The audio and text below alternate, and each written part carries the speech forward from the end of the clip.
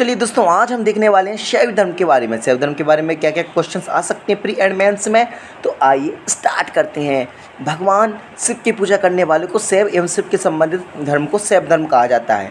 शिवलिंग उपासना का प्रारंभिक पुरातात्विक साक्ष्य हड़प्पा सभ्यता संस्कृति से प्राप्त होता है। ऋग्वेद में शिव के लिए रुद्र नामक देवता का उल्लेख है। अथर्ववेद में शिव को भव, सर्व, शिवपति, भूपति, पशुपति आदि नाम कहा गया। देखो, ऋग्वेद में रुद्र मिलता है, री रू, ठीक है। अथर्ववेद में अन्य नाम मिलते हैं।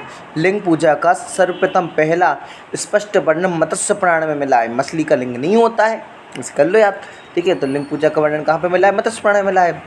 महाभारत के अनुशासन पर्व में भी लिंग पूजा का वर्णन मिला है, ठीक है। तो दो जगह मिल गया, एक तो मत्स्य पुराण में और एक महाभारत के अनुशासन पर्व में, ठीक है। रुद्र की पत्नी के रूप में पार्वती के नाम तैत्तिरीय अरण्यक में मिलता है। अभी पूछा जा सकता है, क्योंकि हमारे शिव की पत्नी की सौम्य रूप पद्मा, पार्वती, उमा, गौरी और भैरवी हैं।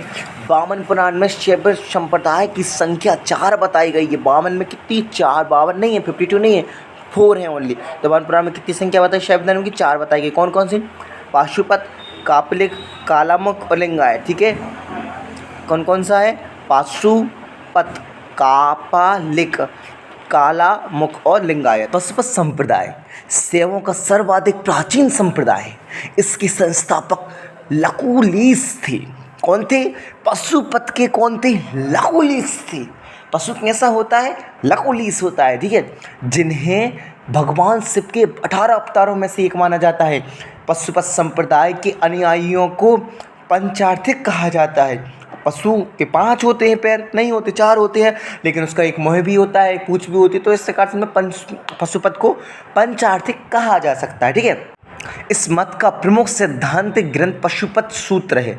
श्रीकर पंडित एक विख्यात पशुपत आचार्य थे। कापालिक संप्रदाय के इष्ट देव भैरव थे। कौन थे? कापालिक संप्रदाय के इष्ट देव कौन से? भैरव हैं। देखो, हमने पशुपत संप्रदाय पढ़ लिया। पशुपत के कौन है? लकुलिश है। कपालिक के कौन है? भैरव। इस संप्रदाय का प्रमुख केंद्र क्या है? श्रीशैल नामक स्थान है। कालामुख संप्रदाय के अनुयायियों को शिव पुराण में महाव्रतधार कहा गया है। देखो, कालामुख संप्रदाय है, उसके अनुयायी को शिव पुराण में बताया गया। किस पुराण में? शिव पुराण में महाव्रतधार कहा गया है। इस संप्रदाय के लोग नर कपाल में ही मोह, भोजन, जल का सुरापान करते हैं। हमने देखा है बहुत सारी यूट्यूब वीडियो में हम देखने लगते थे, तो क्या है ये, कैसा चल रहा है। तो ये शैव मत के अनुयायी होते हैं जो कपालों में धारण करते हैं जल वगैरह। तो उसको कौन से संप्रदाय से बिलोंग करते हैं? कालामुख संप्रदाय से बिलोंग करते हैं, ठीक है। लिंगायत संप्रदाय दक्षिण में प्रचलित है। लिंगायत कहाँ पे है? दक्षिण में, नीचे दक्षिण साइड है, जिन्हें जंघम भी कहा जाता है। इस संप्रदाय के लोग शिव लिंग की उपासना करते हैं। शून्य संप्रदाय लिंगायतों का एक प्रमुख धार्मिक ग्रंथ है। याद रखना चाहिए, दक्षिण में जो लिंगायत दर्शन होता है, जो जंगम भी कहा जाता है, शिवलिंग की पूजा उपासना करते हैं, इनका एक प्रमुख ग्रंथ है शून्य संप्रदाय। क्वेश्चन सीधा आ सकता है कि शून्य संप्रदाय किसका ग्रंथ है? तो आपको डायरेक्ट लगाना है क्या? दक्षिण में रहने वाले लिंगायतों का ग्रंथ है। बसव पुराण में लिंगायत संप्रदाय के प्रवर्तक अल्लभ प्रभु तथा उनके शिष्य वासव को बताया गया है। इस संप्रदाय को वीर शिव संप्रदाय भी कहा जाता है। क्वेश्चन डायरेक्ट आएगा, वीर शिव संप्रदाय निम्नलिखित में से किस संप्रदाय को कहा जाता है? तो आपको लगाना है लिंगायत।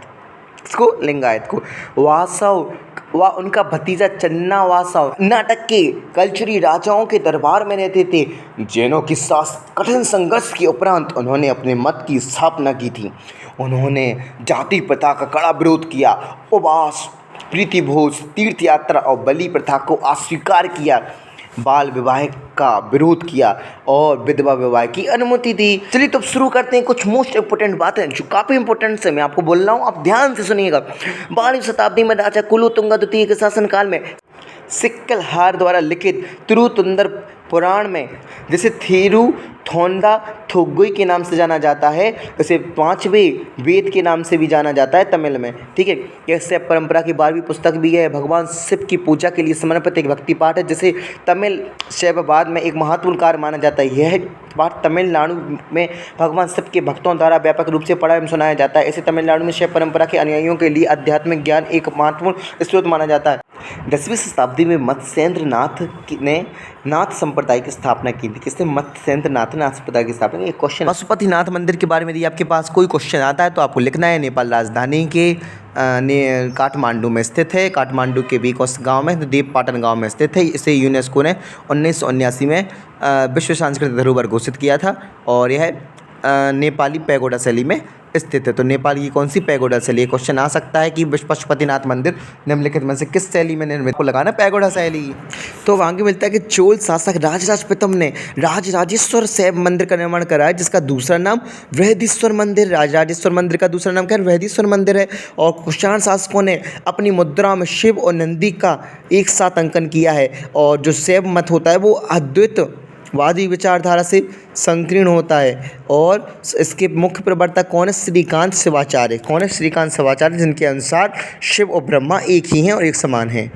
Thank you.